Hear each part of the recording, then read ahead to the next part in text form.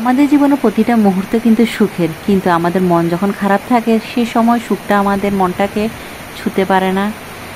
এদিক দিয়ে ঘুম থেকে উঠে সকালবেলা এত সুন্দর একটা সুখের দেখা পেলাম, আর সেটা হলো বৃষ্টি। এত ঝড়ো হাওয়া সহ সকালবেলা বৃষ্টি হয়েছিল, আমি তো দেখে খুশিতে এতই আবেগাপ্লুত। তো সেই মুহূর্তটাকে একটু ক্যামেরাবন্দি করার জন্য বারান্দায় চলে গিয়েছিলাম, আর সেখানে গিয়ে বৃষ্টির দেখা পেয়েছি, বৃষ্টিকে ছুঁয়ে নিয়েছি, আর সেই সাথে সুন্দর একটা মুহূর্ত নিজের মতো করে উপভোগ করে নিয়েছি। চারদিকে যখন বৃষ্টি পড়ছিল আমার মধ্যে এক ধরনের সুখ, শান্তি সব কিছুই বিরাজমান ছিল। আসসালামু আলাইকুম ভিউয়ার্স, কেমন আছেন সবাই? আলহামদুলিল্লাহ আমি ভালো আছি। আশা রাখছি যে যেখান থেকে আজকের আমার এই নিউ ব্লগটি দেখছেন সবাই ভালো আছেন, সুস্থ আছেন এবং নিরাপদে আছেন। চলে এলাম নতুন দিনের নতুন আরেকটি লাইফস্টাইল ব্লগ আপনাদের সাথে শেয়ার করার জন্য। আশা রাখছি প্রতিদিনের মতো আজকের ব্লগটাও আপনাদের অনেক ভালো লাগবে, আর লাইক দিয়ে ভিডিওটি অবশ্যই কন্টিনিউ করে যাবেন। আমি জানি আমার আপুরা এই কাজটি করেন, তারপরেও হঠাৎ করে যদি ভুলে যান সেজন্য এটা স্মরণ করিয়ে দিলাম। তো বারান্দায় বেশ কিছুক্ষণ সময় কাটিয়ে আমি তো আমার সেই ধরাবাঁধা নিয়মে চলছি, আর সেটা হলো আমি আমার ঘরের যে সংসারের কাজকর্ম আছে সেগুলো করে নিচ্ছি। আজ ছেলেরা ঘুম যাচ্ছে, ছেলেদের আজ স্কুল বন্ধ ছিল, তো যার কারণে ঘুম থেকে উঠে নাস্তা বানানোর সে প্যারাটা আজ ছিল না। সেই জন্য অনেকটা রিল্যাক্সে নিজের মতো করে একা একা সংসারের কাজগুলো গুছিয়ে নিচ্ছি। একটা জিনিস খেয়াল করেছি, প্রতিদিন যদি আপনি একটা জিনিস মেনে যদি সংসারের কাজকর্মগুলো গুছিয়ে করে থাকেন তাহলে চটজলদিভাবে কিন্তু সকল কাজ হয়ে যায়। সকাল থেকে দুপুর পর্যন্ত আমি যে কাজগুলো গুছিয়ে করে নেওয়ার চেষ্টা করি সেগুলো যদি প্রতিদিনই অল্প অল্প করে নেওয়া হয় তাহলে কিন্তু পুরো ঘরটা পরিষ্কার থাকে আর গোছানো থাকে। সংসারের কাজ এগুলো তো প্রতিদিনই কোনো না কোনোভাবে করে নেওয়ার চেষ্টা করি। আমার প্রিভিয়াস ব্লগে আমার একজন না হয় দুজন আপু আমাকে আস্ক করেছিল আমার এই যে মানি প্ল্যান্ট গাছগুলো ঘরের ভিতরে রাখলে কোনোভাবে নষ্ট হয় কিনা বা কোনোভাবে এটি গ্রোথ হয় কিনা এটা জিজ্ঞেস করেছিল। তো সে আপুদের উদ্দেশ্যে বলছি, আমি এই গাছগুলো প্রায় 15 দিন ধরে ঘরের ভিতরে রাখি আর 15 দিন বারান্দায় রেখে দিই, তো যার কারণে এই আমার মানি প্ল্যান্ট গাছগুলো কোনোভাবে নষ্ট হয়ে যায় না, পাতাগুলোও হলুদ হয়ে যায় না। আর আপনারা তো দেখতে পাচ্ছেন আমি কিন্তু নর্মাল পানি দিয়ে সবসময় এই গাছগুলো স্প্রে করি, বিশেষ কোনোভাবেই আমি এখানে সার দিয়ে বা যে কোনো আলাদাভাবে আমি এটা বিশেষভাবে যত্ন নেওয়া হয় না। ঘরের ভিতরে খুব সুন্দরভাবে প্রত্যেকটা গাছ বেড়ে উঠছে। আর এদিক দিয়ে আমার প্রিভিয়াস ব্লগে আমি যে নববর্ষের আয়োজন করেছিলাম সেটা নিয়ে আমার আপুদের অনেক সুন্দর সুন্দর উত্তর এসেছে, যেটা পড়ে বেশ ভালো লেগেছে। আর আমার এই আয়োজন দেখে আমার আপুরা অনেক সুন্দর কমেন্ট করেছিল, আর সকল আপুদেরকে অসংখ্য ধন্যবাদ। এদিক দিয়ে আমার যে নববর্ষে যে মাটির জিনিসগুলো আমি বের করে রেখেছিলাম সেগুলো ক্লিন করে তো রেখেছিলাম, কিন্তু হঠাৎ করে বৃষ্টি আসার কারণে আর ঠিকমতো রোদ না ওঠার কারণে আমি এই মাটির জিনিসগুলো আমি রোদে দিতে পারিনি। আর এই যে দেখতে পেয়েছেন একটা না হয় দুটো বাটির মধ্যে শ্যাওলা পড়ে গিয়েছিল, আমার দেখে এত কষ্ট লেগেছে। সব কিছু কিন্তু আমি ক্লিন করে রেখেছিলাম। এইগুলো শ্যাওলা পড়ার একটা কারণ আছে, যে মাটির পাতিলগুলো খুব ফ্রেশ থাকে বা পোড়া পোড়া থাকে না, সেগুলোতে কিন্তু খুব তাড়াতাড়ি করে শ্যাওলা পড়ে যায়।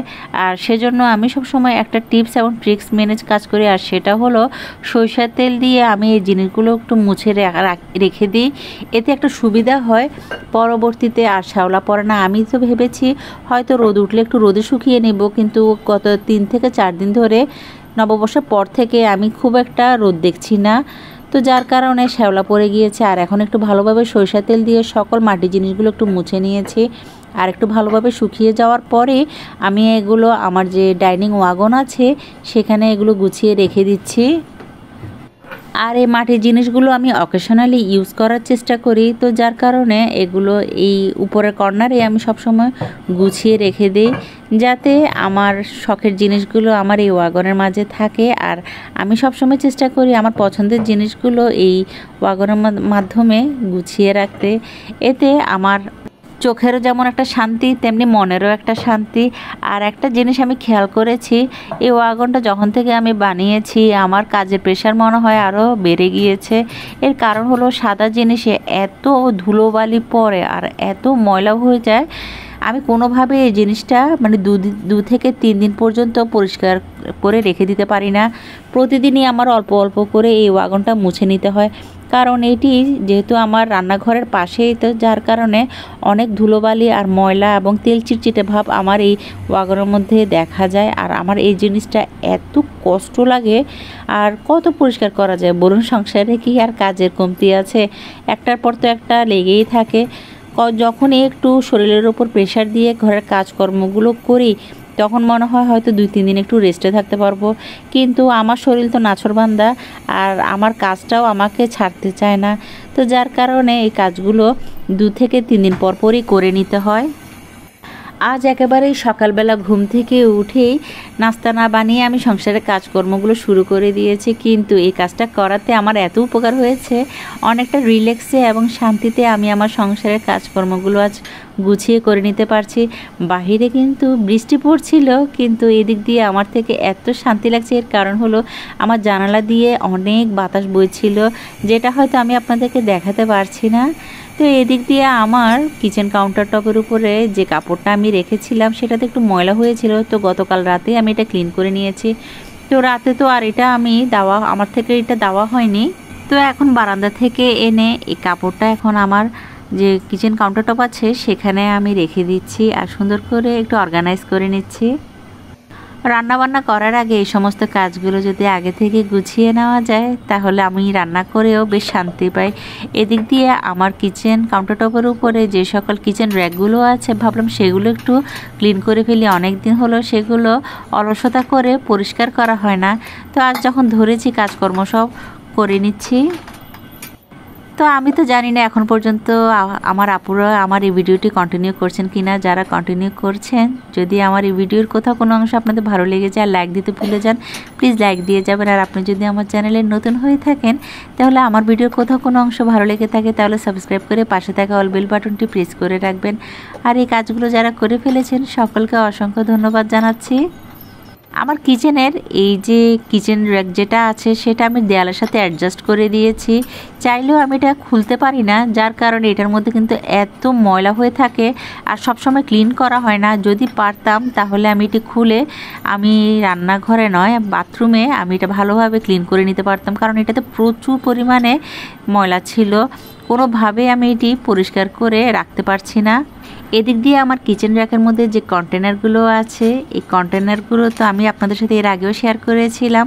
তো এই কিউট কিউট কন্টেনারগুলো এখানে রাখলে দেখতে এত ভালো লাগে, আর আমার ছোট ছোট জিনিসগুলো আমি যখন এখানে অর্গানাইজ করে রাখি, তখন দেখতেও আমার বেশ ভালো লাগে। আর যে কোনো অল্প অল্প জিনিসগুলো গুছিয়ে রাখলে এই কিচেন র্যাকগুলো দেখতেও বেশ ভালো লাগে। আর সময় ও সুযোগ বুঝে যদি সংসারের কাজগুলো করে নেওয়া হয়, তাহলে সময় আর সুযোগ দুটোই কিন্তু কাজে আসে। আর সকাল সকাল এই কাজগুলো করে নেওয়ার ফলে আমার যথেষ্ট পরিমাণে সময় ছিল হাতে, আর সেই সুযোগে আমি আমার সংসারের অন্যান্য কাজগুলো করে নিয়েছি। যেগুলো আপনাদের সাথে দেখানোর প্রয়োজন মনে করি, শুধু সেগুলোই দেখিয়েছি। একটা রান্নাঘরে কিন্তু অনেক ধরনের কাজ থাকে, আমি তো আপনাদেরকে এক পাশ অংশটাই দেখিয়েছি। আমি কিন্তু এই ফাঁকে আমার কিচেনের উপরে যে অংশগুলো আছে সেগুলো একটু ভালোভাবে ক্লিন করে নিয়েছি, সেগুলো আর আপনাদের সাথে শেয়ার করে নিই। আর এই যে দেখুন, যে অংশটা আমি আপনাদের সাথে এখন ক্লিন করা দেখিয়েছি, কত সুন্দর লাগছে পরিষ্কার করার পরে। আর এভাবে চেষ্টা করি আমার প্রত্যেকটা জিনিসকে একটু পরিপাটি করে গুছিয়ে রাখতে। সংসার তো আমার, তাই না? তো আমার এই সংসারের কাজগুলো যদি এভাবেই আমি গুছিয়ে রাখি, তাহলে নিজের থেকে বেশ শান্তি লাগে। তো হঠাৎ করে খেয়াল করলাম আমার চা পাতার যে জারটা আছে, সে জারটা খালি ছিল। মনে হয়েছিল একবার এখানে আমার কাছে কোনো চা পাতার প্যাকেট ছিল না, তো হঠাৎ করে আমার কাছে বড় যে কন্টেনারটা আছে সেটা খুলে দেখি একটা চা পাতা ছিল। তো সাথে সাথে সেটা বের করে আমার যে চা পাতার জারটা আছে সেখানে রিফিল করে নিলাম। এদিক দিয়ে আমার সংসারের কাজ করতে করতে আমার ছেলেরাও ঘুম থেকে উঠে গিয়েছে, আর ছেলেদের বাবা তো সে সকালবেলাই উঠে চলে গিয়েছিল। তো ছেলেদের জন্য আজ একটু নাস্তা বানিয়ে নিব। মোটামুটি ঘরের কাজকর্ম করতে গিয়ে আমি পুরোপুরি ঘেমে ভিজে গিয়েছিলাম, তো নিজে একটু ফ্রেশ হয়ে নিয়ে সেই সকালে নাস্তা বানানোর জন্য রান্নাঘরে চলে এসেছি আবার। তবে আজ একটু লেট করে নাস্তাটা বানাচ্ছি। তো এই ছেলেদের একটু আবদার ছিল সকালবেলার জন্য আজ রুটি বা পরোটা কিছু না বানিয়ে তাদের জন্য যেন নান রুটি বানাই। আর নান রুটিটা তো সাথে সাথে বানিয়ে রাখা যায় না, বেশ কিছুক্ষণ মানে এটি সেট করার জন্য রেখে দিয়েছি আর ভালোভাবে ফুলে ওঠার জন্য ওয়েট করছি 15 থেকে 20 মিনিট। এদিক দিয়ে সকালবেলা ঘুম থেকে ওঠার পর আমি গরুর মাংসটা একটু ভিজিয়ে রেখেছিলাম। আজ ভাবছি নান রুটি দিয়ে গরুর মাংস দিয়ে সকালবেলা ব্রেকফাস্ট সবাইকে করে খাওয়াবো। তো সেই জন্য আমি সব কিছু তাড়াতাড়ি করে নিচ্ছি। তবে অনেকটা লেট হয়েছে আজ, এর কারণ হলো ওই যে সংসারের কাজকর্মগুলো করতে করতে আমার সকালের নাস্তাটা আজ একটু লেট করেছি। তবে প্রেশার কুকারে গরু মাংসটা যখন দিয়েছিলাম এত তাড়াতাড়ি সিদ্ধ হয়ে গিয়েছিল আর সেই সাথে আলুও দিয়ে দিয়েছি। তো প্রেশার কুকারে মাংসটা রান্না করার কারণে আমার সব কিছু তাড়াতাড়ি হয়ে গিয়েছিল আর সাথে সাথে আমি ননস্টিক প্যানে ঢেলে এখন ফাইনালভাবে এই মাংসটা আমি রান্না করে রাখছি। এদিক দিয়ে আমার পছন্দের চায়ের কেটলিতে একটু চা বানিয়ে নিচ্ছি, বেশি করে আমার ছেলেরাও খাবে সেজন্য। তো তাড়াতাড়ি করে নাস্তাটা বানিয়ে নিয়ে আমি টেবিলে খাবারগুলো সার্ভ করে দিচ্ছি। আর সেই সাথে যে নান রুটিগুলো আমি ডোটা মেখে রেখেছিলাম সেই নান রুটিটাও এখন একে একে বানিয়ে ছেলেদেরকে দিয়ে দিয়েছি। তো সময়ের অভাবে আসলে তাড়াতাড়ি করে কোনো কিছুই আমি আপনাদের সাথে শেয়ার করতে পারিনি। দেখতে তো পেয়েছেন কি পরিমাণ বাতাস বাহিরে, আমি কোনোভাবে নান রুটিগুলো ছেঁকে শান্তি পাচ্ছি না, কারণ জানালাটা যদি আমি বন্ধ করে দিই সে বাতাসে দেখা তো পাবো না আর সেই সাথে বৃষ্টিটাও আমার দেখা হবে না। তো ভাবলাম যতটুকু পারি ততটুকুর মধ্যেই আমি করে ফেলি, যতই বাতাস আসুক না কেন এই মুহূর্তটা আমি মিস করব না। তো জানালা দিয়ে প্রচুর বাতাস আসার কারণে আমার নান রুটিগুলো ঠিকমতো ছেঁকাও হচ্ছে না আর অনেকটা লেট হয়েছিল। তারপরেও ছেলেদেরকে নাস্তা দিয়ে দিয়েছি আর এখন যেগুলো বানিয়ে নিচ্ছি এগুলো নিজের জন্য বানাচ্ছি। মাশাআল্লাহ নান রুটিগুলো এত সুন্দরভাবে ফুলে উঠেছিল, সকালবেলা হঠাৎ করে নিজের হাতের বানানো নান রুটি খেয়ে গরুর মাংস দিয়ে এত ভালো লেগেছে। তো নিজের মতো করে সুন্দর করে আয়েশ করে সকালের নাস্তাটা তো আমি করে নিচ্ছি প্রতিবারের মতো।